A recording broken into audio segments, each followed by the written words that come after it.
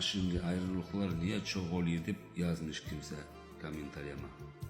Ayrılıkların çok olduğu sebebi, onun bir sebebi 12-13 yaşındaki kızlara gidip toya baksan doğruyla anası 12-13 yaşında kızlarını bezetip getiriyor.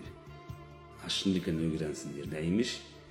Gelin nesle oturmak kalkmak lazım, nasıl duruşuk olmak lazım, nasıl bar oynamak lazım, nasıl ofşitaniste, nasıl kendini toyda gezdirmek lazımmış kız kısmı. 12 yaşındaki kız anasının sütü ağzından gitmemiş.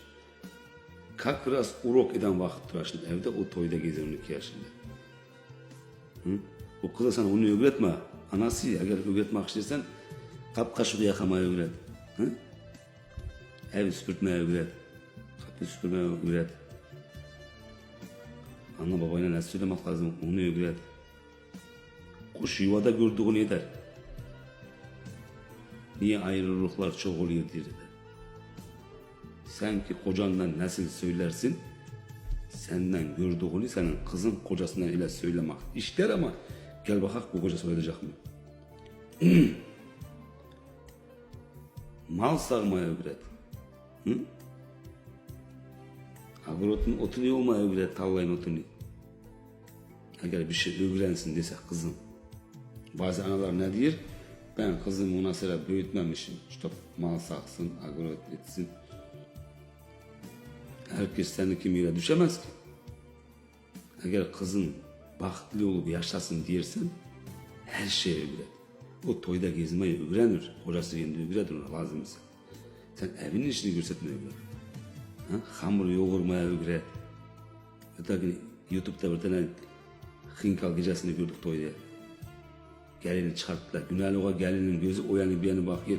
Korkudan niye dişini bilmiyor. Tuz dökeceğim diyor, devirdi tuz ileken.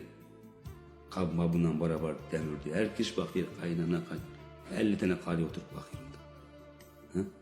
Ayıp olmadı mı? Vedreyle suyu kaldırıp döküyor. Ben de göreyim diyor ki, öyle de böyle dökmek lazım. Öyle diyor. Niye? Anasıyla görmemişler. Anasıyla neyi gördü? 9 oldu, TikTok'u gördü. Anasıyla YouTube'u gördü. Anasını babasına bağırdı onu gördü. Gece gelmeleri gördü. YouTube. Başı telefondan çıkmadı. Haştok kız ayrılmazdan tertip terbiyeli kız mı ayrılacak? Her gün telefonda, bakın her gün telefonda, her gün toyda, her gün geçirde, her gün denireceğine kız. O ayrılır tez. Bir de stop etsin. Çünkü o kimseye baş agende gül. Ne kaynanaya. Çünkü bilmiyor hiçbir işi. Hiçbir işi bilmiyor. Ev süpürmeyi, hamur yoğurmayı bilen kız. Kapı bacağı süpürüp bilmeyen kız. Büyüklere hürmet eden kız. O ayrılmaydı sana. Çünkü biliyor bu işi de. Öğredin evinizde. Kaynana kaynataya kızım eble hürmet edeceğim. Hocayla eble söyleyeceğim. Eble edeceğim. Hocayla eble doğunu iki yetimleyeceğim deyip sen söyleyeceğim. Sen kendin bir anda kocan bir bağırdığının altına dolup duruyorsun da bunu çocuk görüyor da evde. Nasıl da ben bildiğimi söylüyorum. Koş yuvada gördüğünü yapar. Kızlarınızı cahil vaktinden toyumu yetmezden biraz işletmeye de öğretin. Yarın günü sana terbiye veren anasısını deyip sökmeye kaynana kaynatası.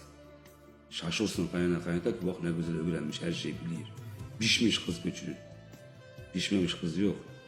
Pişmemiş almayı hiç kim yemeydi.